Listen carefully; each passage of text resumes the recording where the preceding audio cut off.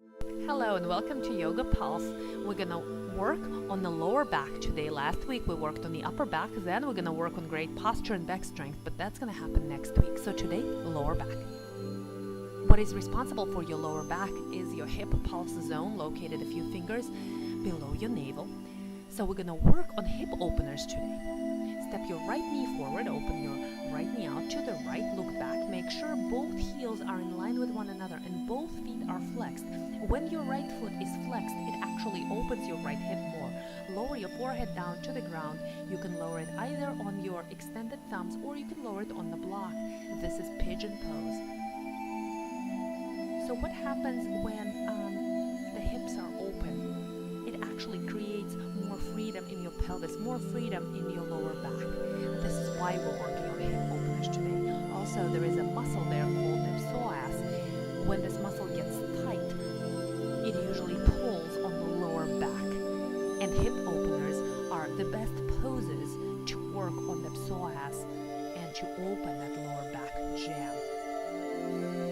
Let's slowly lift back up. We're going to go to down dog pose.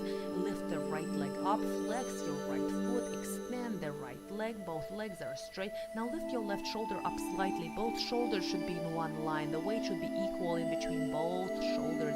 Lower your left heel down to the floor and now lower the right leg back. Deep full stretch, downward facing dog. Lower your lower your left knee forward. We're going to take pigeon pose on the left side now. First, make sure that both of your hip bones are looking straight forward. Both heels are in line with one another. There is equal weight on both hips. Lower down on your forearms. Move your right hip forward, your left hip back. Lower the intuition pulse zone, which is located in between the eyebrows, onto your extended thumbs. Or if you're using a yoga block, lower this point on your yoga block. Actively move your left hip forward and make sure the weight is equally distributed in between both hips. Bring mental attention to your right heel. Try to make sure it's going directly back and not to the right or to the left. Inhale and lift up. And then go back to a three-legged downward facing dog pose, lifting the left leg up, extending it out into the air. Lift your right shoulder up. The weight should be equal on both shoulders. Both legs are straight. Flex your left foot and lower down, downward facing dog pose. Inhale and shift your weight forward to a plank. Exhale and lower down to chaturanga. Lower all the way down into your belly. Inhale and lift up to a cobra. Move your shoulders back. Exhale and go back to downward facing dog pose. Inhale and step your right foot forward. Left heel is down on the ground. Both hip bones are looking straight forward. Inhale and look in front of you. Exhale and fold over your straight right leg. If this is difficult, you can have yoga blocks under each hand. Make sure both legs are straight. Make sure the outer edge of your left foot is on the ground. Make sure the right big toe joint is on the ground. The inner edge of your right foot is touching the ground. This should give more stability to your legs, send more energy through your legs. You can walk your fingertips further forward and try to descend the heart center, the heart pulse zone, the back of the heart, lower down towards the leg. Inhale and lift up. Right fingertips should be directly underneath your right shoulder. Inhale and lift your left arm up, opening the hips out to the side. We're in triangle pose right now. Push the outside edge of your left leg into the ground and make sure the right big toe joint is pushing into the ground. Open your left hip, open your left shoulder, lift up, open up, straight, active legs. This pose, believe it or not, is a hip opener as well, so it should help your lower back tremendously.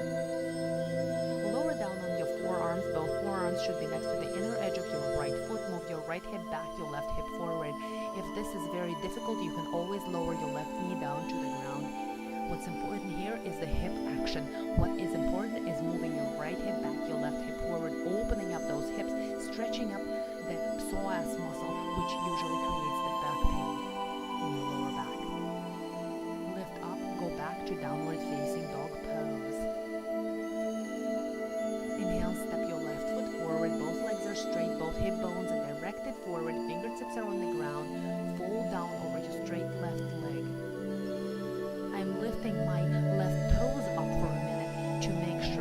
weight is evenly distributed on all four corners of my left foot. And then the toes are just like accessories, so I'm going to lower them down whenever I feel like it. Is really not that important. What's important is actively moving that left hip back. You can walk your fingertips further forward, try to even bend your elbows out to the side and lower the heart center down to the ground. If you use the yoga blocks on your other side, you can use yoga blocks here. This really is not very important. We're going to move to triangle pose. Make your stand slightly wider. Make sure your heels are in line with one another. Your left fingertips are directly underneath your left shoulder. Lift your right arm up. Open your right hip up. Open your right shoulder up. Open up. Deep, full triangle pose. Activate both legs. Focus at the hip pulse zone, which is located 2 fingers below your navel. Visualize bright orange light there, and on the inhalation, mentally repeat, I am creating the life that I want. And on the exhalation, send this affirmation throughout your body. I am creating the life that I want. Bend your left leg, lower your forearms down next to the inner edge of your left foot. Your right leg is going directly back.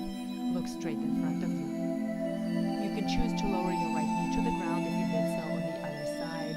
Focus on the hip pulse zone, 2 fingers below the navel, and mentally repeat, I am creating the life that I want. Feel this affirmation. You're not just saying